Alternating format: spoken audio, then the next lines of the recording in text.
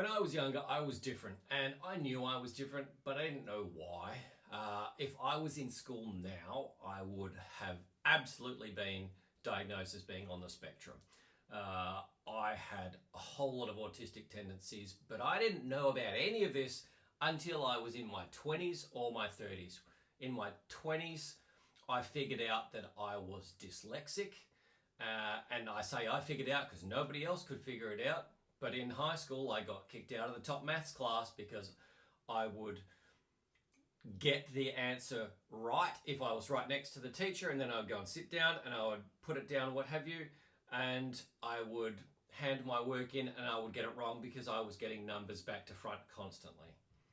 I found that I would do that with my writing as well, and once I figured it out, I was able to make something different from there. In my 30s, I learned about something called, what is it? Asperger's or Asperger's or whatever you want to talk about it. But basically, that's where you think one thing, but something different comes out of your mouth. And I had grown up my entire life in that point. I would pay somebody a compliment, but what would come out would sound sleazy or insulting or something like that. And I had no idea. I could never understand why people were reacting to me in that way. But once I understood that that was a real thing, I could forgive myself for being so hard on myself and work through what I was going to do different and try and find some sort of strategy to be able to slow down how I speak, which you'll probably notice that I'm doing now. I slow down how I'm speaking so my speech can catch up to my thoughts, and it might mean that there is a delay going on somewhere between my brain and my mouth, but I've figured out how to be able to make it work for me. The thing is,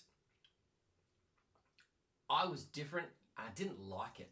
I just wanted to be normal. I just wanted to fit in with everybody else. And because I didn't know that there was anything wrong with me or what to do about it, I was kind of stuck until I stumbled across the personal development world, which started with the Rich Dad Poor Dad books by Robert Kiyosaki and Unlimited Power by Tony Robbins. And they opened my eyes to a different world of self-improvement, how I could start to better myself. And so I went down that rabbit hole and I learned whatever I could. Finances, investing, business, marketing, sales, communication skills, relationship building skills, different ways to be able to interpret what's going on in my head and be able to change my thoughts in order to be able to change my actions and the world around me. And now I'm 25 years later, I'm still as much into that as I ever could have been. And I love it. I love it. Where I'm at now, I'm at a point that I have figured out my own system, my own way of how I make sense of it and how I can help guide people through that. So I'm just going to walk you through that process today, because as much as what I do is life coaching, it's more, at least to me, about learning how to set up a life that you love, the ideal lifestyle that you want to lead, and being able to design it and then build it and be able to live it, which easier said than done, sure, but unless you actually start at the start and then have all the ingredients, you're never going to get that magical cake at the end of it. So let's start with what I consider the foundation, which is the physical.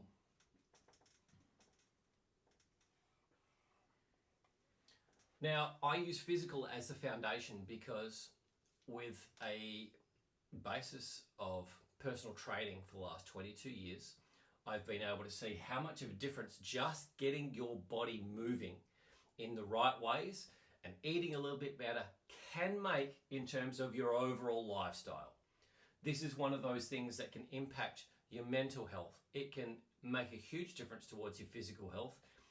The other cool thing is the better you look, the more money you earn. That is a fact that is well established out there. It'd be much easier for you to get a job. It'd be much easier for you to get a romantic partner. It'd be much easier for you to make friends. All because you've just taken care of the physical. So we always start here as trying to work that as a foundation. Now that doesn't mean you need to be an elite athlete and living off broccoli and chicken breast, because that ain't going to work for anybody. But you can improve where you're at, and if you continuously improve where you're at, you will live a much better quality of life from the get-go. So from there, we stack that up onto our mental and emotional side. When you have control of your mental health, you can then dictate how you live the world around you.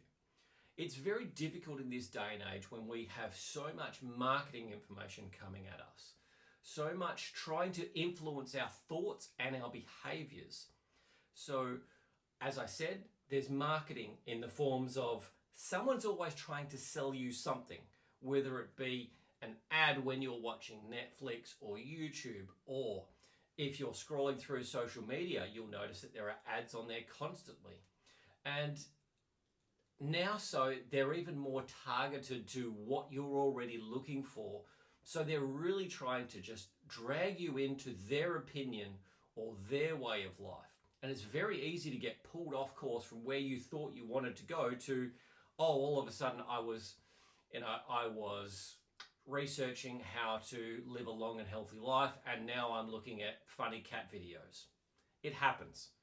Always there is a distraction, a pull against where you want to go to somebody else's agenda. So the more that you can take control of your own mental health and the direction that you're going in your life, the easier it's going to be, and the more likely you're going to be able to do the things that you actually wanted to do in the first place. The next step we go up to is our financial. Now you may be already earning a ton of money, and that's great. Hopefully you've got full control over it, and hopefully you are setting yourself up for a strong financial future. But there are many that don't, and sometimes you can find yourself in a position where you have a nice, strong, solid financial base, and that's just taken away from you. Now, I know that firsthand because I set myself up really well. Before I started my personal training business, I'd bought my house. It was an investment property, and I had that set up. I had plenty of money saved in the bank to be able to do what I needed to do. I built my business up to a good point where I could live a good lifestyle, drive a nice car, and go on multiple holidays. Especially, I would be going overseas for 5 or 6 weeks every year, and that was great. But the worse my health got, the more I had to spend, the lower my finances were starting to come in, and that was taken away from me. So unless you can look after this, you may end up losing this. So what I like with the financial side of things is figure out exactly where you're at, figure out where you want to get to, and then we've got to figure out a means of being able to work your way through there and sticking to it. Because if you can control your finances, you'll find it's much easier to be able to control the quality of life that you want. And even if you don't have that quality of life right now, at least you can work yourself in the direction of trying to get there. So the next thing that we stack on top of this is our spiritual world. With your spiritual health, I think about it more in terms of your purpose and meaning. What you are looking for. What is your connection to a higher power or something bigger than yourself? Now, some people like the word God and some don't, but other people could maybe say the universe or a higher power or nature. Whatever it is, it doesn't matter. It is like, what is your relationship with all of that? And then how do you find that your relationship with that fits in with who you are as a person? Do you feel like you have a strong relationship with yourself? Do you have faith and hope in a future that's coming up? Do you relate to yourself as being a small part of a very large picture? how do you relate to yourself in terms of that? So this is your relationship with yourself and your higher power at the same time. Now, as we move from here, we go on to your social. So social health, we're looking at your social connection. Who is in your immediate circle, close family and friends, and how good is your relationship with these people? Because that immediate circle that surrounds you is the biggest influencer of your physical health, your mental health. It'll probably do a massive thing to impact your financial health and your spiritual health, because the people that are around you are going to influence your ideas on all of these things. So the better the relationship that you have with the people that are in your immediate circle, the better you're going to find that your lifestyle flows with all of these things. So moving from there, we go the next step up, and this is where we look at communication. And the communication is there for you and your relationship to other people around you who are outside of your immediate circle. So it could be people that you meet in your community. It could be people that you meet out in community groups. It could be people that you are just interacting with on a day-to-day basis. Can you build relationships with these people? Can you be friendly enough that they enjoy being around there? Can you get your point across if you're trying to communicate with someone? Can you listen so that when they say something to you, you're actually hearing what they say and able to respond in a particular way? The better your communication skills are, again, the better that all of these things will end up getting. So if you can work on building strong communication skills through talking, listening, body language, presentation, all of these different elements, you will find that your quality of life and lifestyle will just blow up. Next, we look at your career. And we're really looking at your job, your career, and your mission all in the one go. So from here, I'm just going to write job. So your job is the thing that you do day to day. Is that what you want to do? That depends on, are you getting the fulfillment that you need from doing that thing, and then does it suit your quality of life and lifestyle? If it does, great. If it doesn't, maybe you look at something slightly different. Maybe you need to look at a different career or a different way of doing the same sort of thing in the same sort of field. So now, if you can look at your career in terms of, all right, this is where I want to go. This is what I would like to be doing. Even if I'm not doing it right now, that's the direction I'm going. Maybe your job's a stepping stone to be able to get you to there. Maybe you need to go and do some more training in order to be able to go and do that thing that you want to do. And that could be study, or it could be on-the-job training where you go and try the thing out to see if you actually really like it. The last part of that is your mission. What is that big thing that you just have to do? So for me, I have to teach all of this stuff. I can't see a world where I can't go through and share the knowledge that I have learned along the way on my journey. Because what's the point of me going and studying all of this stuff if I can't apply it? What's the point of learning all of this stuff if I can't help other people who are struggling with the same sort of issues that I had? Okay, so if you can get your job, your career, and your mission aligned, that's incredible. Now, that is not going to happen for everybody, because for a lot of people, your mission is going to be like a side project that you do. It may be something that you just do on the weekends, or it may be something that you just do in your after hours time. Maybe you need to work a job in order to be able to make enough money in order to still be able to do the thing on your mission. Maybe you're lucky enough that that job leads to a career path which is a little bit better, that's going to support that even more. Or maybe you can be able to link all of those things together and you're doing that thing that it allows you to combine it all in the one go. The Japanese have a word called ikigai, where your purpose and your finances and all of these things meet in the one go. You can actually do them all and make money and have the fulfillment and still be living your dream. Maybe you can get to that point and maybe you can't. But I'll tell you, it's very difficult to get to that point unless you actively look at how can I make it happen. You need to kind of make a plan and then execute the plan and then readjust the plan and then keep on working towards it in order to be able to get there. From here, one of the biggest things that I see neglected is fun. A lot of the time, we get so busy and caught up in our lives, just in the day-to-day running of our lives, trying to keep up with work and jobs and seeing our friends and what have you, that we forget to have fun. We just get stuck in this endless loop, this Groundhog Day where we are not doing the things that we want to do. Maybe you haven't been on a holiday for a long time. Maybe you've stopped playing the sport that you used to absolutely love. Maybe you've stopped any of the other hobbies that you used to do.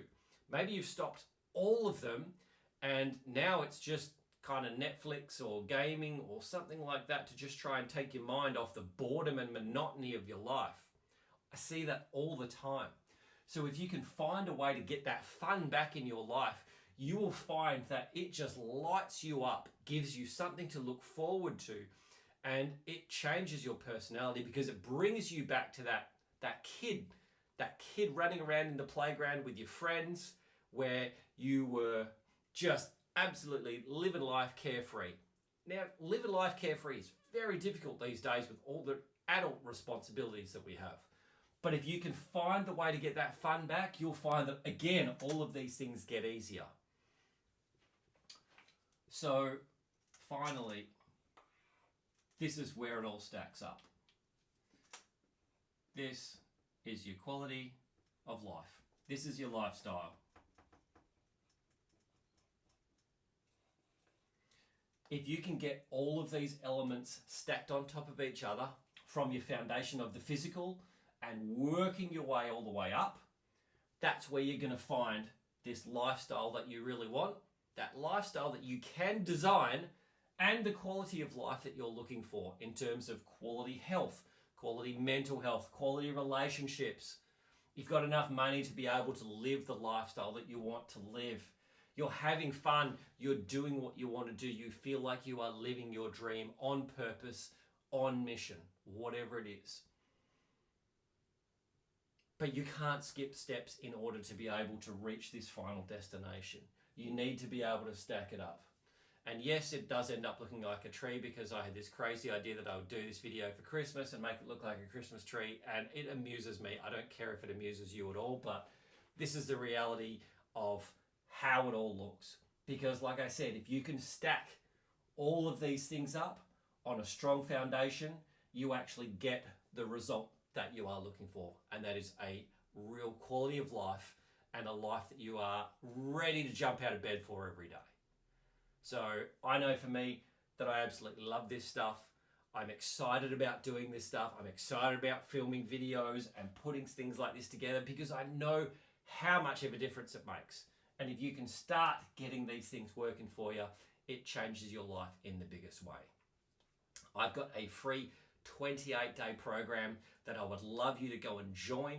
If you click on the link below, you'll be able to go to my school group and join that 28-day program where I will coach you through day to day on how you can implement these things into your life and start to build that life you'll jump out of bed for. So, hope to see you on the inside.